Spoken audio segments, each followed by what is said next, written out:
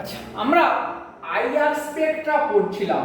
IR স্পেকট্রাতে আমরা গতদিন মেনলি কার্বনিল কম্পাউন্ডের ডিফারেন্ট টাইপের গ্রুপ নিয়ে কথা বলেছি, তার উপরে কনজুগেশনের এফেক্ট পড়েছি এবং একটা খুব ইম্পর্টেন্ট পড়েছি প্রায় পরীক্ষায়, যে যদি রিং মলিকুল হয়, সাইক্লিক মলিকুল হয়, সাইক্লিক কার্বনিলের স্ট্রেচিং ফ্রিকোয়েন্সি কিভাবে চেঞ্জ করে।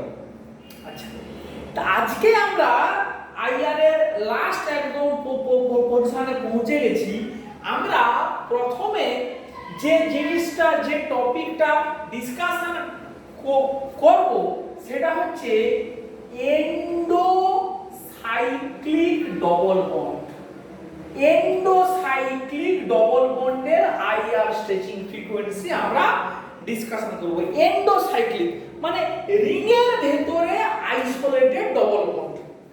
তো আমরা যদি শুরু করি যে ডিফারেন্ট রিং সাইজ, এইটা একটা 7 মেম্বার রিং, তার মানে এই মলিকুলের নাম হবে সাইক্লোহেপটিন। আচ্ছা, তারপরে এর নাম হবে সাইক্লোহেক্সিন, আমাদের জানা, এটা সাইক্লোপেন্টিন, এটা হচ্ছে সাইক্লোবিউটিন, আর এটা হচ্ছে সাইক্লোপ্রোপিন। তাহলে এই কটা আমাদের চেনা জানা সাইক্লিক মলিকুলের আমরা লিখলাম with a single double bond inside. এখন সিসি ডবল বন্ডের number C double bond C double বন্ডের যদি আইআর স্ট্রেচিং ফ্রিকোয়েন্সির অবজার্ভ ভ্যালুগুলো আমরা একটু লিখে দেই।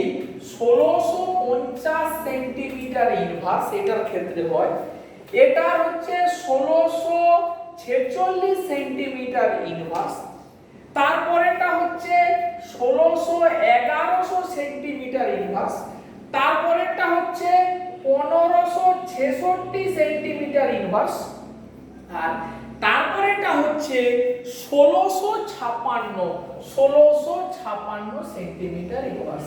এই ভ্যালুগুলো দেওয়া আছে, গিভেন ভ্যালু। তো আমরা যদি এটাকে এক্সপ্লেন করার চেষ্টা করি তাহলে দেখ, এই মলিকুলগুলোর মধ্যে সবথেকে লোয়েস্ট ভ্যালু হচ্ছে সাইক্লোবিউটিন। আমরা যদি এরকম করে একটু চিন্তা করি যে সাইক্লোবিউটিন থেকে রিং যত এদিকে বাড়ছে তত নিউবার ইনক্রিজেস, নিউবার বাড়ছে, আবার এদিকে গেলেও ইনক্রিজ করছে। তাহলে আগে কেসটাকে এস্টাবলিশ করি। কেসটা কি? কেসটা হচ্ছে গিয়ে সাইক্লোবিউটেনের হচ্ছে সাইক্লোবিউটিন, তার নিউবার সি ডবল বন্ড সিটা হচ্ছে সবথেকে লোয়েস্ট। সেখান থেকে আমরা যত বাঁ দিকে মানে রিং সাইজ বাড়লে নিউবার আইআর স্ট্রেচিং ফ্রিকোয়েন্সি বাড়ছে, আবার রিং সাইজ কমলেও আইআর স্ট্রেচিং ফ্রিকোয়েন্সির ভ্যালুটা আবার বাড়ছে। তাহলে এইটা আমাকে ব্যাখ্যা করতে হবে কেন। তাহলে আমরা প্রথমেই যেটা ব্যাখ্যাটা করব একটু মুখস্থের মতো। কি মুখস্থ না, একটু ভেক্টরের নলেজ অ্যাপ্লাই আমাদের করতে হবে, অল্প একটু ভেক্টরের নলেজ। কি ভেক্টর না, আমরা বন্ডের ভাইব্রেশনের জন্যই কিন্তু নিউবার পাই। তাহলে আইআরটা কেন পাই? বন্ডের ভাইব্রেশনের জন্য। সে ভাইব্রেশনটা স্ট্রেচিং হতে পারে, বেন্ডিং হতে পারে, এখানে এটা স্ট্রেচিং ফ্রিকোয়েন্সির কথা বলছি। তাহলে একটা বন্ডের ভাইব্রেশনের একটা পার্টিকুলার ডিরেকশন আছে, রাইট, এবং তার একটা ম্যাগনিটিউড আছে। তাহলে ভাইব্রেশনকে একটা ভেক্টর কোয়ান্টিটি বলতে পারি। So vibration will be called a vector quantity. এখন প্রশ্ন হচ্ছে, কোন সিস্টেমে যদি একাধিক ভেক্টর থাকে, আমরা জানি যে একটা পয়েন্ট থেকে এদিকে একটা ভেক্টর, এদিকে একটা ভেক্টর, দুটো ভেক্টর একটা পয়েন্ট থেকে যদি সার্টেন ডিরেকশনে অপারেট করে তাহলে তাদের একটা রেজাল্টেন্ট ভেক্টর থাকে। রেজাল্টেন্ট মানে ওদের মিলিঝুলি এফেক্ট বলে একটা ভেক্টর কাজ করে। এই নলেজ আমরা উচ্চ মাধ্যমিক থেকে শিখেছি। এখন এই সাইক্লিক মলিকুলগুলোর ক্ষেত্রে কোশ্চেন হচ্ছে যে আমি একটা জেনারেল একটা রিং ড্র করছি, এই এরকম করছি, মানে রিং সাইজটা কি বললাম না, এইটা একটা ডবল বন্ড, এইটা একটা ডবল বন্ড, আর এইটা হচ্ছে গিয়ে একটা সিঙ্গেল বন্ড। তাহলে ডবল বন্ডের একটা ভাইব্রেশন আছে, পাশাপাশি তার সঙ্গে অ্যাডজাসেন্ট যে সিঙ্গেল বন্ড তারও কিন্তু একটা ভাইব্রেশন আছে। তাহলে ডবল বন্ডের পাশাপাশি অ্যাডজাসেন্ট সিঙ্গেল বন্ডেরও একটা ভাইব্রেশন আছে। এই আবার দুটোই ভেক্টর কোয়ান্টিটি, তাহলে এই দুটো ভেক্টরের যখন কম্বিনেশন হবে তাদের রেজাল্টেন্টই আমরা দেখতে পাবো। তাহলে আমরা এখানে কি বুঝবো, আমরা এখানে যে জিনিসটা বুঝবো যে সিঙ্গেল বন্ডের এফেক্টটা ডবল বন্ডের উপরে এসে পড়বে, মানে এই সিঙ্গেল বন্ড ভেক্টরটা এই ডবল বন্ডের সঙ্গে কাপেল করবে, মানে এর সাথে জুড়ে যাবে। কি বলছি, আমরা এই সমস্ত ক্ষেত্রে অ্যাকচুয়াল যে নিউমারটা দেখতে পাই, it is basically couple vibration of C double bond C plus adjacent C single bond C. এটাকে মুখস্থ করতে হবে, কিছু করার নেই, বুঝ আর না বুঝ। তাহলে কি ডবল বন্ডের সঙ্গে সিঙ্গেল বন্ডের ভাইব্রেশনটাকে কাপল করতে হবে, করেই আমরা সেটা অবজার্ভ করব, সেটাই অ্যাকচুয়ালি ইনস্ট্রুমেন্ট দেখাবে। মানে ওই কম্বিনেশনের জন্য যে স্ট্রেচিং ফ্রিকোয়েন্সি পাবো, that will be shown by the instrument. এখন প্রশ্ন হচ্ছে আমাদের যখন রিংটা 4 মেম্বার রিং, তখন কি হচ্ছে, তখন দেখ 4 মেম্বার রিং এর ক্ষেত্রে এই তাহলে এই আমার ডবল বন্ড, এই আমার সিঙ্গেল বন্ড, এদের মধ্যে অ্যাঙ্গেলটা কত, 90 ডিগ্রি। তাহলে 90 ডিগ্রি যদি অ্যাঙ্গেল হয় তাহলে এটার এই, তাহলে দুটো ভেক্টর পারপেন্ডিকুলার অপারেট করছে, তাহলে এইটার এর উপরে এফেক্টটা জিরো, পার্টিকুলারলি কি হয়, জিরো। 90 ডিগ্রিতে যখন অপারেট করছে এইটার কোনো অংশই এর সঙ্গে এইটার উপরে কাপল করছে না, মানে একটা ভেক্টরের তো দুটো অ্যাঙ্গেলে তো ভেঙে যাবে, তাহলে এই সিঙ্গেল বন্ডটা এদিকে ভাঙবে আর তার পারপেন্ডিকুলার এদিকে আসবে, কিন্তু এই দিকে বরাবর কোনো তার পোরশন নেই, it will be zero because অ্যাঙ্গেলটা কত, 90 ডিগ্রি। ওই f sin theta f cos থিটার সূত্রে ভাঙলে sin 90 ডিগ্রির বোধহয় ভ্যালু জিরো হয়ে যাবে। তাহলে আমরা আমাদের কথা মতো মোটামুটি কি বলবো, যে এইটার এই সিঙ্গেল বন্ডের তার পারপেন্ডিকুলার বরাবর এই ডবল বন্ডের সঙ্গে কাপলিং এর পার্সেন্টেজটা জিরো, মানে এই সিঙ্গেল বন্ডের কোনো কন্ট্রিবিউশনই এই ডবল বন্ডের উপরে পড়ছে না, no contribution from the single bond, সেটা জিরো, সেই জন্য এইটার ভ্যালুটা সবথেকে কম। এবারে যখন রিং সাইজটা বাড়ছে, রিং সাইজ যখন বাড়ছে তখন কি ঘটছে, তখন ছবিটা এরকমই দেখ, এই ডবল বন্ড, এই সিঙ্গেল বন্ডটা এই বরাবর ব্রেক করবে, এই বরাবর ব্রেক করবে, এরকমই দুটো ভেক্টর পার্ট থাকবে। তাহলে এই সিঙ্গেল বন্ডের এই পোরশনটা যেটা কিনা এই ডবল বন্ডের সাথে অ্যালাইনড, তাহলে এ কি হবে, এর সাথে কাপল করবে। তাহলে কি আমরা দেখতে পাচ্ছি না, আবারও বলছি দেখ, এই বন্ডটার যখন ভেক্টর কোয়ান্টিটিটা দুটো দিকে sin theta cos theta break করছে, একটা পার্ট এদিকে একটা পার্ট এদিকে, তাহলে এটার যে পার্টটা এর সাথে অ্যালাইনড সেই পার্টটা এই ডবল বন্ডের সাথে যোগ হয়ে যায়, যোগ হয়ে যায় বলেই ভাইব্রেশনাল স্ট্রেচিং ফ্রিকোয়েন্সিটা বাড়ে, সেইটা বাড়ছে। এবং এটা যত রিং সাইজ বাড়বে তত এই অ্যাঙ্গেলটা এমন ভাবে চেঞ্জ হয় যাতে যে ফ্র্যাগমেন্টটা এই ডবল বন্ডের সাথে অ্যালাইনড হয়, যে ফ্র্যাগমেন্টটা এই ডবল বন্ডের সাথে অ্যালাইনড হয় তার পার্সেন্টেজটা বাড়ে। খুব মোদ্দা কথাতে কি বলছি না, এই ডবল বন্ডের সাথে এই অ্যাডজাসেন্ট সিঙ্গেল বন্ড এর যে পার্সেন্টেজ এর সাথে অ্যালাইনড হয় তার তুলনায় রিং সাইজ বাড়লে এই ডবল বন্ডের সাথে এই সিঙ্গেল বন্ডের আরো বেশি পার্সেন্টেজ অ্যালাইনড হয়, এরও আরো বেশি পার্সেন্টেজ অ্যালাইনড হয়, ফলে কাপলিংটা আরো বেশি হয়।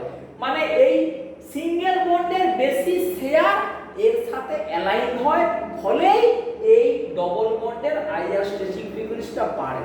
ঠিক এখানেও ঠিক এটা 90 ডিগ্রি বলেই কি হচ্ছিল, এর পারপেন্ডিকুলারে এই পার্সেন্টেজটা ছিল 0, এইটা 0, এইটার এর সঙ্গে অ্যালাইনড পার্টটা এই অ্যাঙ্গেলটা 90 ডিগ্রির জন্য ওইটা হয়ে যাচ্ছিল 0, সেই জন্য এর ভ্যালু সবথেকে কম। ফলে এইটা যখনই 90 থেকে কমে গেল তখনও সিঙ্গেল বন্ডের কন্ট্রিবিউশন এই ডবল বন্ডের উপরে পড়ছে এবং এখানেও পড়ে। শুধু তাই নয়, এটা সাইন কসের ভেক্টরটা ভাঙলেই যারা এক্সপার্ট তারা ম্যাথমেটিক্যালি ক্যালকুলেট করে বলতে পারবে যে এই অ্যাঙ্গেলটা যত বাড়ছে তত এই ভেক্টরের এই ডবল বন্ড বরাবর অ্যালাইনডের কন্ট্রিবিউশনটা তত বাড়ছে, ফলে আইআর স্ট্রেচিং ফ্রিকোয়েন্সি বাড়ছে।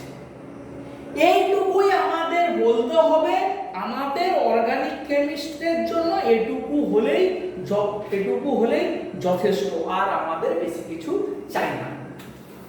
তাহলে আমরা আইআর স্পেকট্রাম আজকে প্রথমে এই এন্ডোসাইক্লিক ডবল বন্ডের এই ব্যাপারটা ক্লিয়ার করে ফেললাম।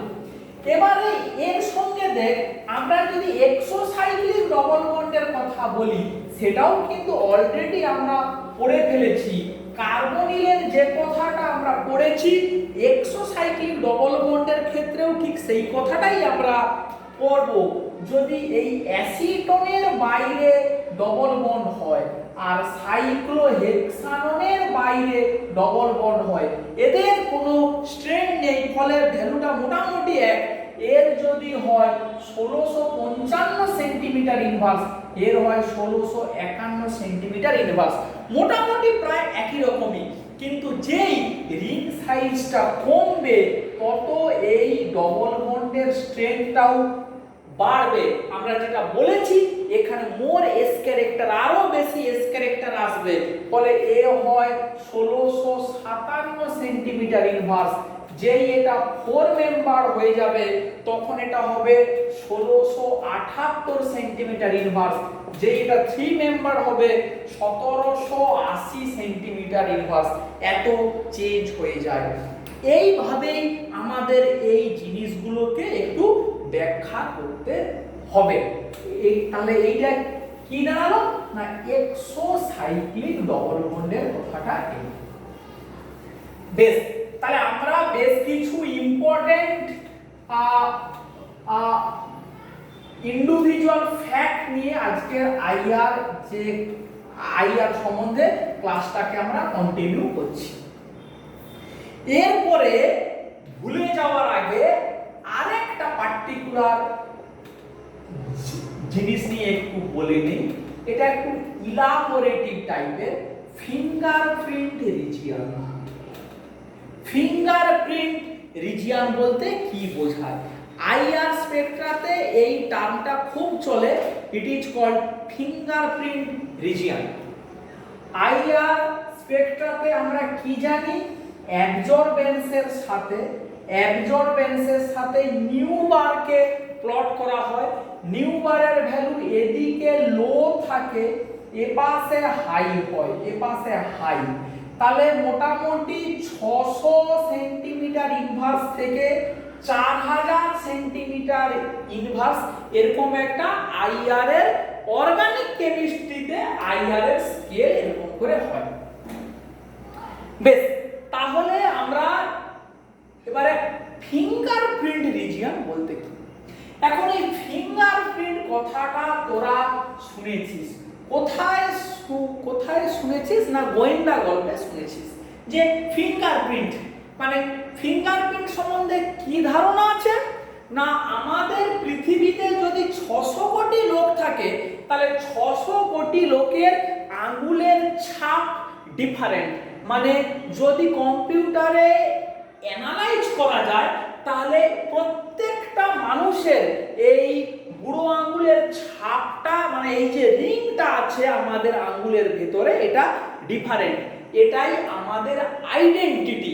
মানে কোনো দুটো জায়গাতে যদি ফিঙ্গারপ্রিন্টটা ম্যাচ করে যায় তখন বলা হয় ওই দুটো ব্যক্তি এক, এ নিয়ে এটাই আমাদের সায়েন্টিফিক ডেভেলপমেন্ট।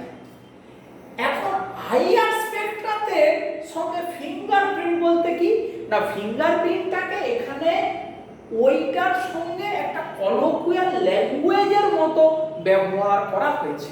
কি সেটা না আইআর স্পেকট্রাতে আমাদের স্ট্রেচিং ফ্রিকোয়েন্সি এবং বেন্ডিং ফ্রিকোয়েন্সি এই দুটোই মেজর এক্সপ্রেস করা হয়।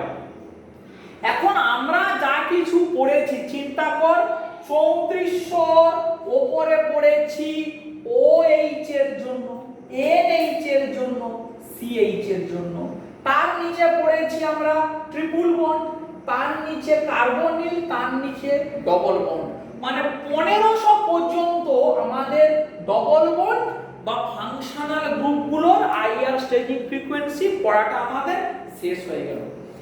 তার নিচে আমরা যখনই নামবো যে কোনো আইআর স্ট্রেচিং ফ্রিকোয়েন্সিতে তার নিচে যখন নামবো মানে বিলো 1500 or 1400 সেন্টিমিটার ইনভার্স তার নিচে যখন নামবো প্রচুর পিক পাওয়া যায়, হিউজ অ্যামাউন্ট অফ পিক, যে কোনো কম্পাউন্ডের প্রচুর পিক পাওয়া যায়। সেই পিকগুলো কেন পাওয়া যায় না মলিকুলে যত রকমের বন্ড আছে প্রত্যেকের ডিফারেন্ট টাইপ অফ বেন্ডিং আছে, যেমন চিন্তা কর রকিং, সিজারিং, টুইস্টিং, ওয়াগিং, এই ধরনের ডিফারেন্ট টাইপের কি আছে না বেন্ডিং ভাইব্রেশনও আছে। তাহলে single bond carbon halogen, carbon oxygen, carbon মানে carbon different type of single বন্ডের স্ট্রেচিং এবং বেন্ডিং ভাইব্রেশনও ওই রিজিয়নে আসে। এখন এটা অবজার্ভ করা গেছে যে কোনো মলিকুলের এই উপরের আইআর স্ট্রেচিং ফ্রিকোয়েন্সি গুলো মানে ডবল বন্ড, ট্রিপল বন্ড বা OH they can be affected by some external agent, মানে ওই যে বললাম যে হাইড্রোজেন বন্ডিং বা কার সাথে কে কাপলিং করলো এটসেট্রা করে এগুলো এনভায়রনমেন্ট হিসাবে চেঞ্জ হতে পারে, কিন্তু লোয়ার রেঞ্জের এই পিকগুলো খুব একটা এক্সটার্নাল এজেন্ট দ্বারা চেঞ্জ হয় না, দে আর আনইনট্যাক্ট। তার মানে কোনো দুটো আইআর স্পেকট্রা মানে যদি লোয়ার রিজিয়ন যে একদম ম্যাচ করে যায়, সুপার ইম্পোজ করে যায়, তখন আমরা বলতে পারি যে ওরা একটাই মলিকুল, দে আর সেম মলিকুল। সেই জন্যই ওইটার সঙ্গে ওই গোয়েন্দার সঙ্গে ফিঙ্গারপ্রিন্টের সঙ্গে ম্যাচ করিয়ে আইআর এর এই রিজিয়নটাকে, এই লোয়ার রিজিয়ন সেটা কোথায় না 600 থেকে 1400 বা কেউ বলে 700 থেকে 1400, এই রিজিয়নটাকে বলা হয় fingerprint region, which is the identity of A molecule. যে কোনো মলিকুলের ওই রিজিয়নটা হচ্ছে কি তার আইডেন্টিটি, মানে ওই রিজিয়নের পিকগুলো কোনো মলিকুলের ইনস্ট্রুমেন্ট টু ইনস্ট্রুমেন্ট বা এনভায়রনমেন্ট টু এনভায়রনমেন্ট ভ্যারি করে না, ওরা একই রকম প্যাটার্ন দেখায়। সেই জন্য ওই পার্টিকুলার রিজিয়নটাকে বলা হয় আইআর এর ফিঙ্গারপ্রিন্ট রিজিয়ন, ফিঙ্গারপ্রিন্ট রিজিয়ন। বেশ, তাহলে আমরা এটা নিয়ে আর কিছু বলবো না, এইটা তোরা একটু মুখস্থ করে নিবি যে এই ফিঙ্গারপ্রিন্ট রিজিয়ন বলতে কি বোঝাচ্ছে। বেশ, এবারে আমরা কি কি পড়ব না, আমরা আরো কিছু কমন ফাংশনাল মলিকুল মানে ফাংশনাল গ্রুপ এবং ওদের আইআর স্পেকট্রা কোন ধরনের রিজিয়নে আসে সেইটা আমরা একটু ডিসকাশন করে নেব এবং কি সেখান থেকে কোশ্চেন হতে পারে সেটাও আমরা একটু বুঝে নেব। প্রথমেই আসি আমরা অ্যানহাইড্রাইড।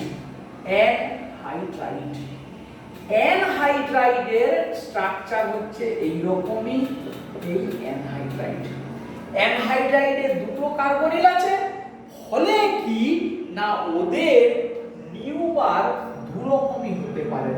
এই দুটোর সিমেট্রিক স্ট্রেচিং হতে পারে বা অ্যান্টি সিমেট্রিক স্ট্রেচিং হতে পারে। দুটো যদি একই দিকে যায় একসঙ্গে then it is called symmetric stretching, আর উল্টো দিকে এলে বলা হবে অ্যান্টি সিমেট্রিক স্ট্রেচিং। জেনারেলি সিমেট্রিকটা বেশি হয় 1830 থেকে 1800 সেন্টিমিটার ইনভার্স রেঞ্জে একটা হয়, আর 1775 থেকে 1740 সেন্টিমিটার ইনভার্স রেঞ্জে একটা হয়। এই রেঞ্জটা একটু আধটু ভ্যারি করতে পারে। মোটামুটি যেটা আমাকে বলতে হবে যে অ্যানহাইড্রাইডের দুটো স্ট্রেচিং ফ্রিকোয়েন্সি, একটা সিমেট্রিক আর একটা অ্যান্টি সিমেট্রিক, সেই পয়েন্টটা আমাকে উল্লেখ করতে হবে এবং তাদের মধ্যে ডিফারেন্স থাকবে অলমোস্ট অ্যাপ্রক্সিমেটলি 60 সেন্টিমিটার ইনভার্সের মতো, 60 সেন্টিমিটার ইনভার্সের মতো ডিফারেন্স থাকবে। তাহলে এটা কার গেল না, এটা গেল অ্যানহাইড্রাইডের ক্ষেত্রে। এবারে অ্যামিনের ক্ষেত্রে আসি। ইন্টারেস্টিং, অ্যামিনের ক্ষেত্রে দেখ RNH2, এটা একটা প্রাইমারি অ্যামিন। তাহলে RNHH, এখানেও দেখ NH বন্ডের দুটো স্ট্রেচিং ফ্রিকোয়েন্সি থাকবে। দুটো যেহেতু বন্ড আছে, একটা হবে সিমেট্রিক এন্ড একটা হবে অ্যান্টি সিমেট্রিক। তাহলে 3300 থেকে 3500 সেন্টিমিটার ইনভার্স এই রেঞ্জে দুটো পিক পাওয়া যাবে, টু ডিফারেন্ট পিক। আমরা যখন আইআর স্পেকট্রা মানে সত্যিকারের দেখবো, আমরা কিন্তু এগুলো অ্যাসাইন করতে পারা উচিত যে যদি প্রাইমারি অ্যামিন হয় তখন ওই 3300 থেকে 3500 সেন্টিমিটার ইনভার্স এই রেঞ্জে NH বন্ডের দুটো স্ট্রেচিং ফ্রিকোয়েন্সি পাওয়া যাবে। একটা হবে সিমেট্রিক স্ট্রেচিং, একটা হবে অ্যান্টি সিমেট্রিক গেতর স্ট্রেচিং। কিন্তু এটা যদি সেকেন্ডারি অ্যামিন হয় R2NH, NH R, তখন কিন্তু এটার only one stretching frequency, only one peak, একটাই পিক পাওয়া যাবে। আর যদি টারসিয়ারি হয় অ্যামিন, তাহলে ওই রেঞ্জে 3300 থেকে 3500 সেন্টিমিটার ইনভার্স রেঞ্জে নো পিক, কোনো পিক পাওয়া যাবে না।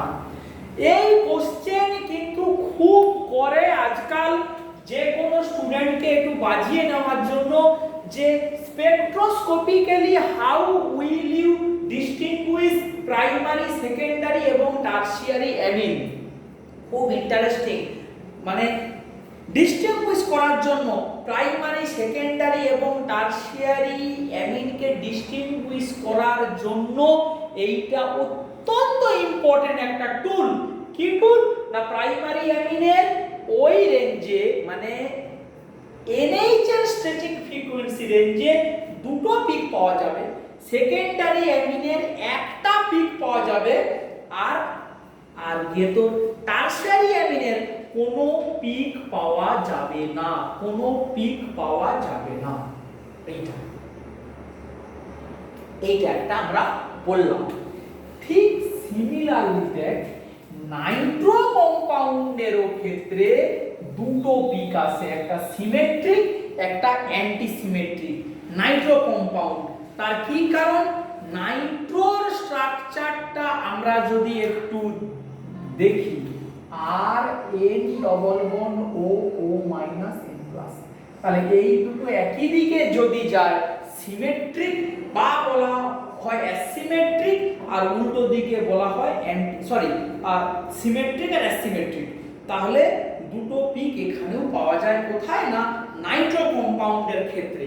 নাইট্রোর ক্ষেত্রেও আমরা একটা কথা বলতে পারি, আমাকে কেউ যদি বলে যে অ্যালিফেটিক আর অ্যারোমেটিক নাইট্রোর মধ্যে কি পার্থক্য, তাহলে অ্যারোমেটিক নাইট্রোতে যেহেতু বেঞ্জিন রিং নাইট্রোর সঙ্গে রেজোনেন্স করতে পারে, তখন নাইট্রোর এন ডবল বন্ড ও এই বন্ড স্ট্রেংথটা কমে যাবে, ফলে অ্যারোমেটিক নাইট্রোর আইআর স্টেজিং ফ্রিকোয়েন্সি ভ্যালুটা জেনারেলি কম হয় দেন অ্যালিফেটিক নাইট্রো। এই কথাগুলো ঠান্ডা মাথাতে খাতায় একটু লিখে লিখে রাখ যে এই অ্যালিফেটিক আর অ্যারোমেটিক নাইট্রো কম্পাউন্ডের ডিফারেন্সিয়েশন আমরা কিভাবে করতে পারি, যে পয়েন্টগুলো বলছি। আরেকটা পয়েন্ট খুব ইম্পর্টেন্ট, সেটাও বই থেকে লিখে রাখ, যে সি ট্রিপল বন্ডেড এন আর সি ট্রিপল বন্ডেড সি এদের মধ্যে কার রিলেটিভ ভ্যালুটা বেশি হয় এবং কত হয় একটু মুখস্থ রাখবি, কার বেশি হয় কার কম হয় একটু মুখস্থ রাখবি, খুব এটা কিন্তু প্রয়োজন। আচ্ছা, এই পয়েন্টগুলো বলছি। আগে একটা পয়েন্ট বলেছিলাম CH এর সঙ্গে CD বন্ডের কি পার্থক্য, OH এর সাথে OD বন্ডের কি পার্থক্য, এগুলো বিভিন্ন জায়গাতে কিন্তু ভাইবাতে জিজ্ঞেস করতেই পারে, এগুলো যেন ভুলে না যাস, এগুলো যেন খেয়াল থাকে। আচ্ছা, আরেকটা জিনিসের কথা একটু বলি, কি সেইটা না, আমরা এই ধরনের জিনিসগুলো পড়েছি। সাইক্লোহেক্সেন ক্ষেত্রে যদি 1,3 ডাইঅল হয়, 1,3 ডাইঅল এটা হচ্ছে সিস, আর যদি ট্রান্স হয় এই তাহলে একটা উপরে অ্যাক্সিয়াল আর একটা ইকুটোরিয়াল। আমাকে জিজ্ঞেস করতে পারে এই মলিকুলগুলোর ক্ষেত্রে সিস ট্রান্স আইসোমারকে কিভাবে ডিস্টিংগুইশ করবে, how will you distinguish cis and trans isomer of one cyclohexane 1,3 diol. তাহলে আমার যদি এই নলেজগুলো থাকে, সিস সাইক্লোহেক্সেন 1,3 ডাইঅল এই মলিকুলের ক্ষেত্রে এরকম ইন্ট্রামলিকুলার হাইড্রোজেন বন্ড হয়, তাহলে ইন্ট্রামলিকুলার হাইড্রোজেন বন্ড মানেই OH বন্ডের স্ট্রেচিং ফ্রিকোয়েন্সির ভ্যালু কমবে কিন্তু ওটা ব্রড হবে। তাহলে নিউ বার OH কম্পারেটিভলি মানে ভ্যালুটা কমে যাবে, শুধু তাই নয় ভ্যালুটা ব্রড হবে, এটাই আসল কথা, ব্রড হাম্পের মতো হবে। আর যদি হাইড্রোজেন বন্ড না হয় তাহলে আমরা জানি নিউ বার বাড়বে এবং ভ্যালুটা শার্প হবে, ভ্যালুটা কি হবে শার্প হবে। এই জিনিসগুলো কিন্তু মাথার মধ্যে ঢুকিয়ে রাখতে হবে। নেক্সট আরেকটা কথা বলি, কি সেটা না, এরকম কোশ্চেন কেউ আমাকে করতে পারে যে কোন কেমিক্যাল রিঅ্যাকশনের প্রোগ্রেস,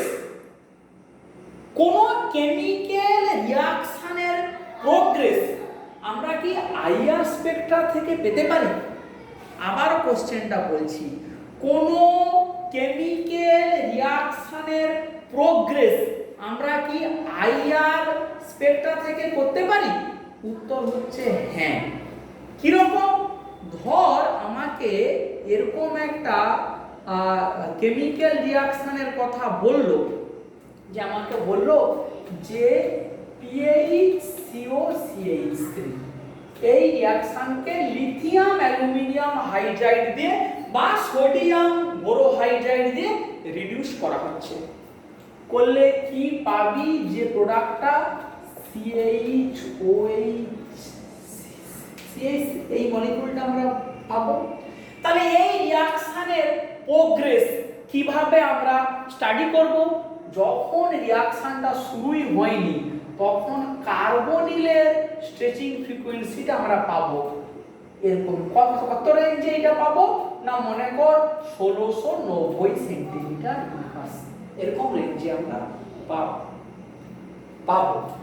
যে রিঅ্যাকশনটা শুরু হচ্ছে OH এর স্ট্রেচিং ফ্রিকোয়েন্সি আসবে কোথায় আসবে না, এরকম 3400 সেন্টিমিটার ইনভার্স। তাহলে প্রথমে এটা এরকমই ছোট্ট হবে তৈরি এরকম রেঞ্জে। এবারে যত রিঅ্যাকশনটা প্রোগ্রেস করবে এই OH এর পিকটা তত বড় হবে আর এই কার্বনিলের পিকটা তত ছোট হবে। এটাই হচ্ছে রিঅ্যাকশনের প্রোগ্রেস। কাইনেটিক্স বোঝার জন্য যত রিঅ্যাকশনটা প্রোগ্রেস করবে তত কার্বনিলের কনসেন্ট্রেশন কমা, মানে এই কার্বনিলের জন্য পিকের ইন্টেন্সিটিটা ছোট হবে আর এর কোয়ান্টিটি যত বাড়বে OH এর পিকটা তত আস্তে আস্তে বাড়বে। এটাই পার্থক্য। এবং রিঅ্যাকশনটা যখন কমপ্লিট হয়ে যাবে তখন চিন্তা কর কার্বনিলের পিকটা পুরোপুরি ভ্যানিশ হয়ে যাবে, আমাদের অনলি OH এর পিকটা থাকবে। বাকি যা যাবতীয় পিক সেগুলো আছে, সেগুলো ইনট্যাক্ট, সে নিয়ে কোনো কোশ্চেন নেই। আমি শুধুমাত্র কোনটা বোঝাতে চাচ্ছি না, যেটা আমাদের চেঞ্জটা যেটা চেঞ্জটা সেইটা আমরা বোঝাতে চাচ্ছি। বেশ, এই পার্টটা তাহলে আজকের ক্লাসে আমরা অনেকগুলো ছোট ছোট ইনফরমেশনের কথা আমরা কিন্তু বলছি। ঠান্ডা মাথাতে খাতাতে লিখে লিখে কিন্তু রাখবি, বই দেখে নিজেরা খাতাতে তৈরি করে ফেলবি। নেক্সট আর একটা পার্টে আসি। কি সেই পার্টটা না, আইআর স্পেকট্রা থেকে অ্যালকিন সিস নাকি ট্রান্স সেটা বোঝা যায়। কোন অ্যালকিন সিস নাকি ট্রান্স সেটা বোঝা যায়। কি দেখে বোঝা যায় না, যদি অ্যালকিনটা সিস হয় মানে অ্যালকিন সিস মানে বলতে যাচ্ছে এরকম করে দুটো হাইড্রোজেন থাকতে হবে, না হলে কিন্তু নয়। মানে ডাই সাবস্টিটিউটেড অ্যালকিন সিস না ট্রান্স, এইটা ভার্সাস এইটা, এই এইচ এই এইচ, এটা সিস এইটা ট্রান্স। কি দেখে বোঝা যায় না, CH বন্ডের স্ট্রেচিং ফ্রিকোয়েন্সি নয়, কি সেটা না CH বন্ডের বেন্ডিং দেখে বোঝা যায়। CH বন্ডের বেন্ডিং, এটাকে বলে ডিফরমেশন, মানে out of plane, OOP out of plane, যে মানে ডিফরমেশন। আমরা এরকম করে বলেছিলাম, বেন্ডিং এর কথা বলেছিলাম। এটা হচ্ছে গিয়ে তোর টুইস্টিং আর একটা গিয়ে তোর ওয়াগিং। কি হয় না, CH বন্ড যদি সিস হয় এটা 700 সেন্টিমিটার ইনভার্স রেঞ্জে আসে, আর যদি ট্রান্স হয় তাহলে 970 সেন্টিমিটার ইনভার্সে আসে। তার মানে ট্রান্সের ক্ষেত্রে এটাকে এইভাবে বলে OOP পিক, মানে আউট অফ প্লেন OOP। কি সেটা CH ডিফরমেশন বেন্ডিং, সেটা ট্রান্সের ক্ষেত্রে যে মানে ভ্যালুটা বেশি আছে, সিসের ক্ষেত্রে ভ্যালুটা কম আসে। এটা আমাদের প্র্যাকটিক্যালের সিলেবাসে আছে, তোরা দেখতে পাবি। বিশেষ করে সিনামিক অ্যাসিডের ক্ষেত্রে দুটো এইচ কোথায় আছে না আগে তোর ট্রান্সে আছে, কিন্তু কুমারিনের ক্ষেত্রে দুটো এইচ সিসে আছে, এটা দেখে বোঝা যায়। বা ম্যালেইক অ্যাসিড এবং ফিউমারিক অ্যাসিডকে পার্থক্য করার জন্য আর কোনো কিছু কিন্তু ডিফারেন্সিয়েট পাবি না।